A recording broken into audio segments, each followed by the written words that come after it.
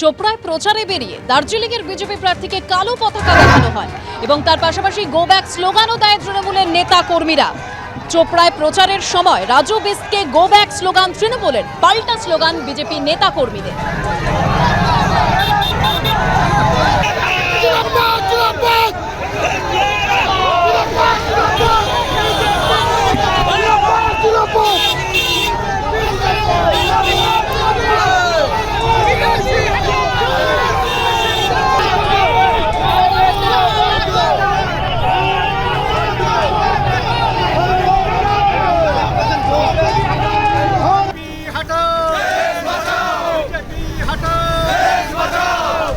ये टीएमसी का चरित्र है और इस तरह से भाड़े के लोग बाहर से ला करके चोपड़ा की जनता का जीना आराम कर रखा है।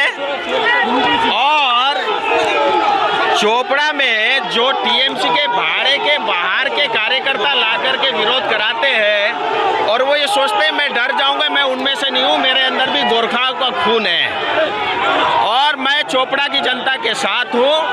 और चोपड़ा की जनता के साथ ये जो अन्याय अत्याचार टीएमसी कर रही है मैं छोड़ूंगा नहीं। 2026 में सरकार आएगी, फिर तब जाकर के चोपड़ा में शांति आएगी और ये जो चोपड़ा में जो बदमाशी है इनकी सबकी दुकानें बंद होंगी। দেখুন উনি স্বনামধন্য লোক শুনেছি যে 5 বছর হলো উনি এমপি ছিলেন, পুরনো আবার এমপিতে দাঁড়িয়েছেন। 5 বছর হলো আমাদের চোপড়া ব্লকের জন্য একটা উন্নয়নমূলক কাজ করেননি। সেই জন্য সাধারণ লোক তৃণমূল কর্মী যারা আছেন তাদের এই ক্ষিপ্ত অবস্থায় দেখে ওনাকে গো ব্যাক করতে বলছে। যেহেতু কোনো রকম যদি ডেভেলপমেন্ট কাজ করতো, মানুষের সহযোগিতা করতো, তাহলে এই কথা শুনতে হতো না আজকে ওনাকে। চাকরি প্রার্থীদের সমর্থন করে গ্রেপ্তার হওয়া সংগ্রামী যৌথ মঞ্চের সদস্যদের জামিন দিল আদালত।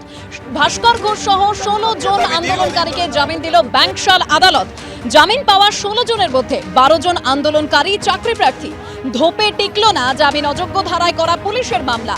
সত্যের জয় হয়েছে প্রতিক্রিয়া সংগ্রামী যৌথ মঞ্চের সদস্যদের।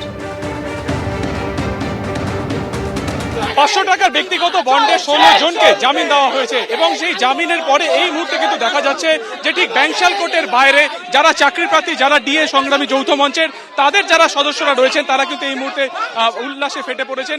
এদিন যখন এই 16 জনকে আদালতে আনা হয় তারা কিন্তু এখানে স্লোগানিং করছিলেন এবং আজকে এই আদালতে যখন এই 16 জনকে আনা হয় সেই আনাকে কেন্দ্র করে কিন্তু এখানে দেখা যায় যে কড়া নিরাপত্তার বেষ্টনী রাখা হয়েছিল এবং আজকে কিছুক্ষণ আগে আদালতের তরফে ব্যক্তিগত 500 টাকার বন্ডে 16 জনকে কিন্তু এই মুহূর্তে জামিন দেওয়া হয়েছে। দেখা যাচ্ছে এই মুহূর্তে তারা কিন্তু স্লোগান দিচ্ছেন। সরাসরি কথা বলার চেষ্টা করবো।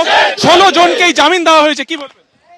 সত্যের জয় হয়েছে। কালকে যেটা ঘটনা হয়েছে, আমাদের পশ্চিমবঙ্গের লজ্জা যে একটা মিছিল, যেটা কিনা পশ্চিমবঙ্গের যুবক যুবতী বেকার শিক্ষিত ভাই বোনেরা তারা চাকরির দাবিতে দীর্ঘদিন পথে বসে রয়েছে এবং সেই দাবিটা নিয়ে তারা যখন রাস্তায় নামছে, নির্লজ্জ বেহায়া পুলিশ একদম বেআইনিভাবে গ্রেপ্তার করেছিল। আমাদের আদালতের প্রতি পূর্ণ আস্থা ছিল এবং আমাদের জয় হয়েছে।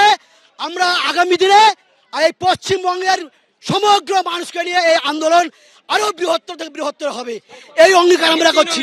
আন্দোলন বৃহত্তর আরো হবে, রাস্তায় তারা নামবেন এবং তাদের যেটা দাবি দাওয়া সেই ন্যায্য দাবি দাওয়াকে কেন্দ্র করে তারা কিন্তু এই আন্দোলনকে আরো বড় জায়গায় নিয়ে যাবেন। ক্যামেরায় প্রীতম চক্রবর্তীর সঙ্গে সুকান্ত মুখোপাধ্যায়, এবিপি আনন্দ, কলকাতা।